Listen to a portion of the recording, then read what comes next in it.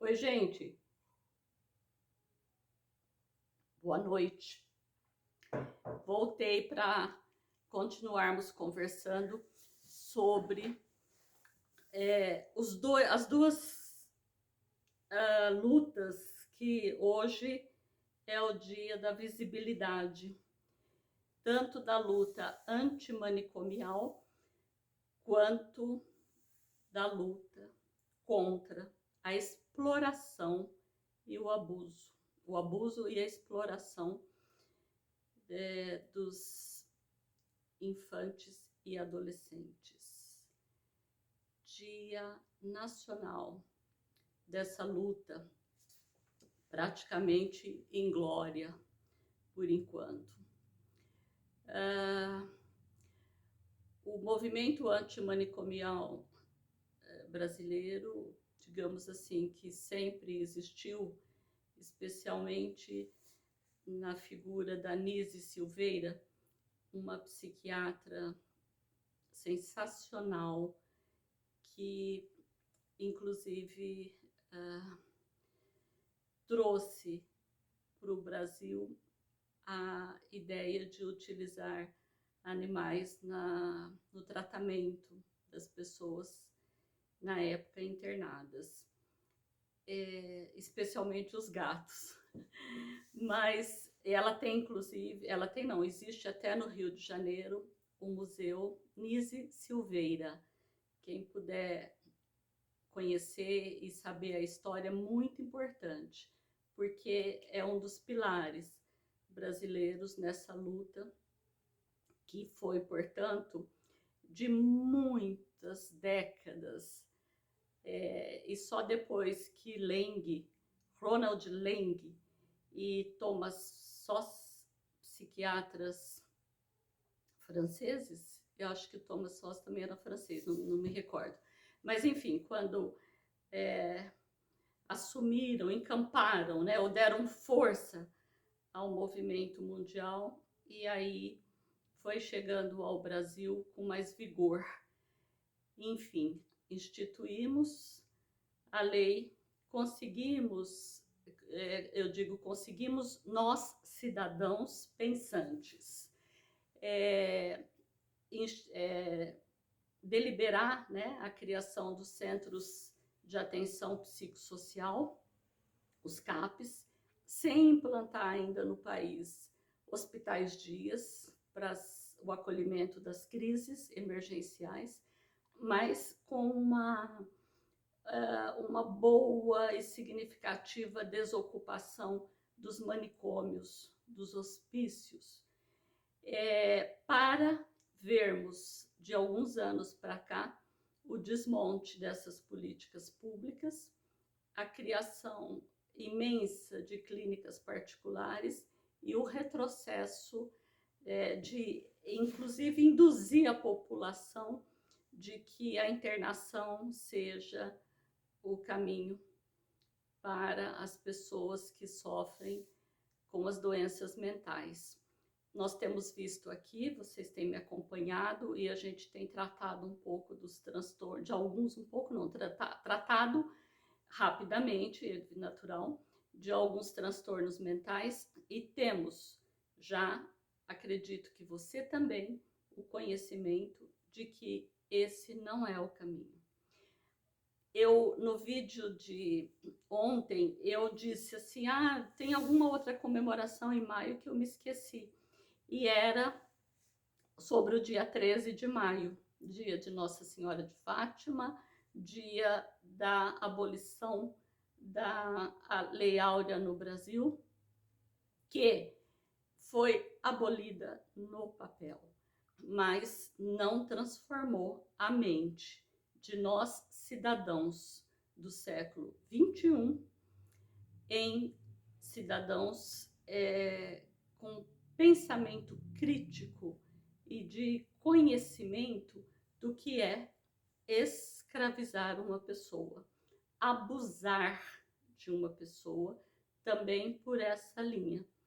E nós temos uma organização de trabalho no país de escravização das pessoas, dos trabalhadores, a começar pela base salarial da maioria das profissões, que é absurdamente espantosa se comparada especialmente ao salário de grandes tetos, tanto da área pública quanto da área particular. E uma saúde galopante para o desequilíbrio, para as doenças, em razão de como é estruturado esse trabalho. Além disso, tivemos há alguns anos a perda de muitos direitos conquistados também depois de muita luta sobre as condições de trabalho, dos contratos de trabalho, etc. Então, continuamos a ser pessoas escravizadas. Não tem a ver apenas, ou apenas é muito, né? Eu me penitencio aqui. Não tem a ver com a escravização das pessoas negras, imigrantes desse país, tanto quanto as populações de pele branca, mas sempre, sempre, sempre tratadas com somenos, né?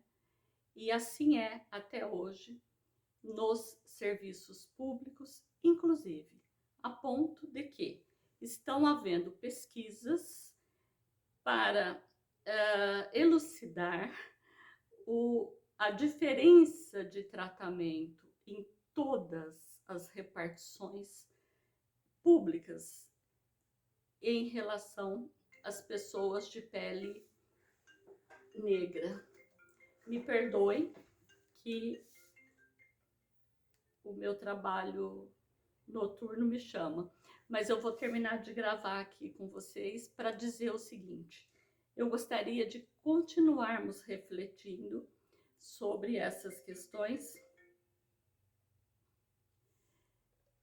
porque hoje, na data de hoje, temos essa luta da exploração e abuso sexual das crianças e adolescentes. E veja, podem criar 500 mil leis. Enquanto nós não avançarmos nessas estruturas de conhecimento do que é escravizar, do que é explorar, nós teremos a continuidade da violência. E pior, seguiremos enxugando gelo, porque nenhuma instituição acaba conseguindo fazer um trabalho decente, seja por uma demanda imensa, seja por falta de qualificação profissional e principalmente comprometimento de profissionais empenhados em realmente lutar pelo ser humano. Então, instituir o Dia Nacional de Luta foi já em relação à menina Araceli, uma garota do Espírito Santo, Vitória, Espírito Santo, que foi abusada por ricos empresários que estão em liberdade até hoje. Foi um crime bárbaro, seguido de agressão física, além do estupro, que levou à morte. Há alguns dias nós tivemos a repetição do mesmo quadro com uma pré-adolescente de 12 anos da tribo Yanomami.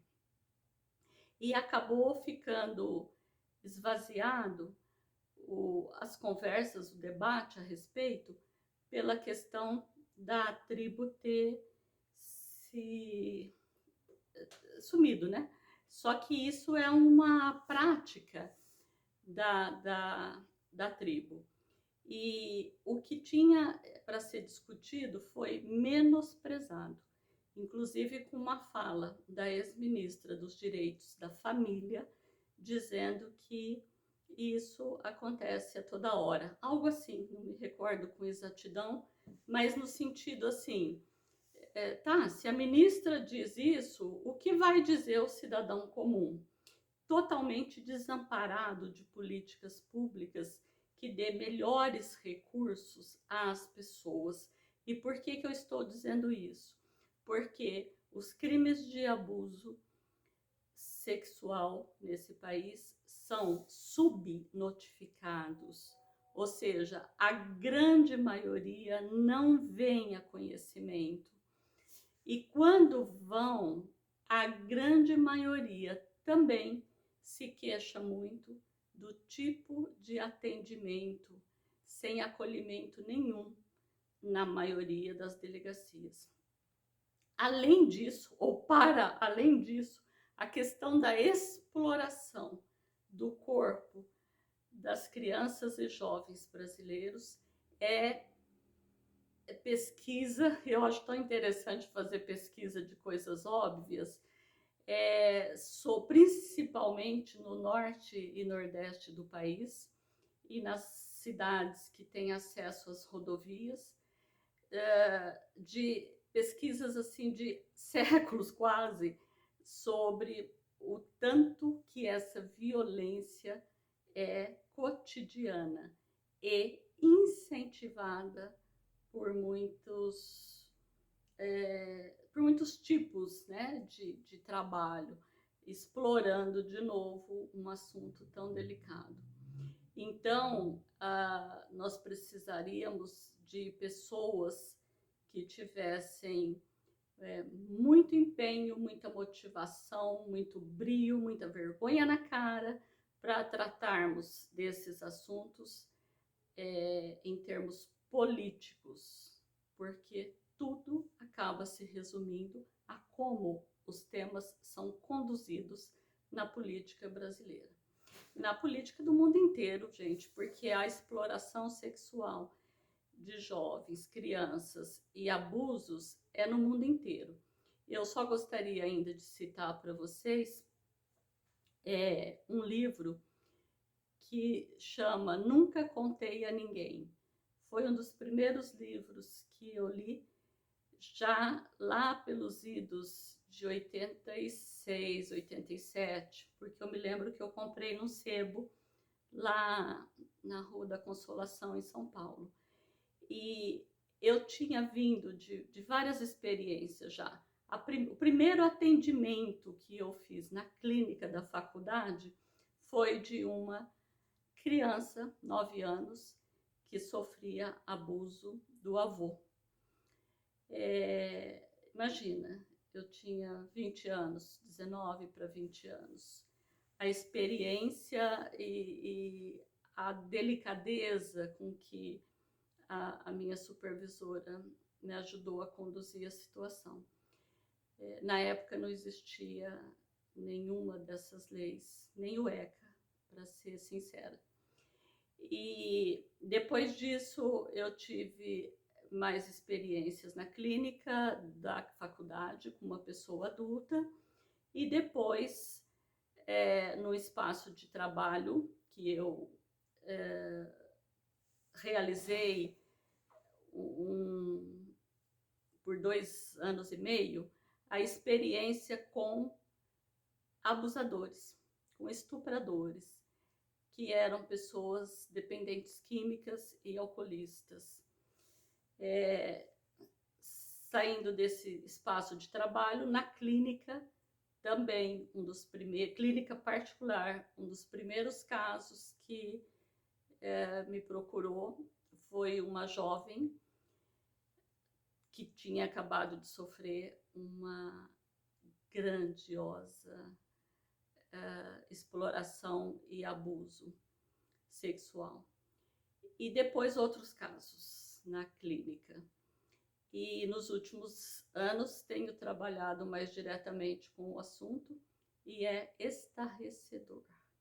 Então, gente, o respeito que a gente tem que ter e entender as cores de maio. O cinza do Câncer, o lilás que eu pus aqui com excesso de informação para lembrar do Dia Nacional também da luta para fibromialgia, e o laranja, que é para significar o dia de hoje. Voltaremos a conversar. Beijo!